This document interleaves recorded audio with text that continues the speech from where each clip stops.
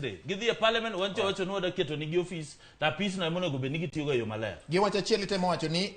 chenro magazi miyo gin mana mag tungo sirkal ok ludi sirkal wacho ere gima die gima lich kanya mengetimo iwinjo bati ni penjo mulo penjo ma aching penjo ni to ng'anyo mar jopiny nikech ok en azimio ke neno ka civil society ng'anyo mar jopiny ni en otungo sirkal koso sirkal otungni nikech ng'anyo omulo koro chaka go kona koro omulo samora biro ka mar puonjo omulo inipare nango ka kawuono adwaro kawo nafas makende mondo apuonj omulo weche moko machuok mokwongo ng'anyo mar jopiny en ng'anyo mar atiro ma pend chik oyiego. Pend chik article 1 wacho ni teko mar jopiny ni e lwetegi. To ka gidwa exercise teko ni to ginyalo exercise through jok ma giyiero kata gin giwegi. Gimomiyo sani koro jopiny no wacho ni wan teko wachakoro wadwa kawe. En nikech Kenya Kwanza kotel ne giruto ne tich oseingo. To wabunge mano yier gi Ruto be te nikech en represent ma jopiny tich oseingo nade kani neno ka weche mag finance act odhi e parliament ne ging'iewo wabunge te koro jopiny onge gi adieri gi wabunge maoko. Namba 2, executive mar Ruto ni ochayo court orders kane court ogolo okwero gi ni kik we implement finance act to gitamore. Ne giwacho ni gin company to Kenya to chik wacho ni is a republic. Koro jopiny wacho ni karaka koro teko manwa miu mondo utinwago yo maler usetamoru koro un wabro kawo teko ni to mondo mi ileri malera e wach teko ni nyaka iket sei. Omulo wacho kani katiba oloso yo migologo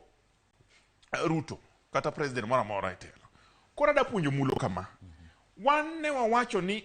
okwan interested a impeachment, okwan interested a removal, okwan interested a recall.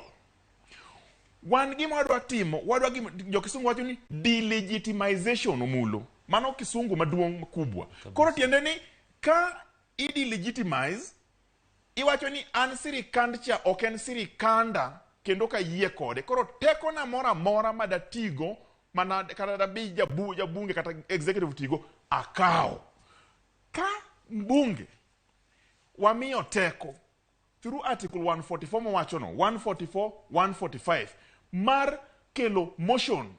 e parliament mobedo supported gi a quarter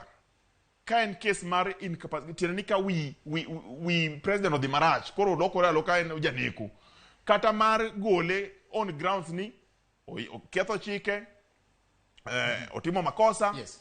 To mbunge makelo to teko ni omiye gi japiny tiende ni japiny nyalo timo gima mbunge timo cha to ere kaka japiny dhi time odhi time through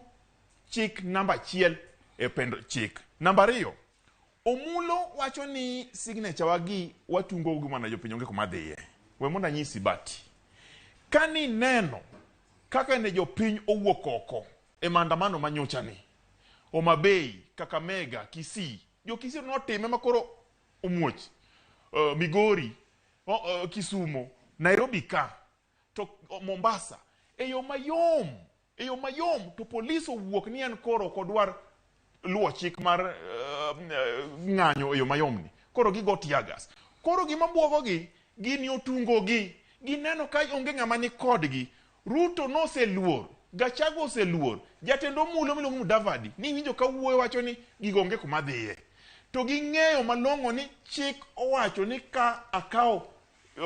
teko na chaka ka japiny tadhi tiyo kode kaka japiny koluwore gi chik to onge gima gibiro timo nikech biro bedo ofis kacha gimadho mana chai gisomo mana gazet to onge gima timore emomiyo wan kaka azimio yes. Wasenyiso oganda ni waikore mar kawo teko cha kaka jopiny mondo mi wakele irwa to gimwadhi timo kode wawacho ni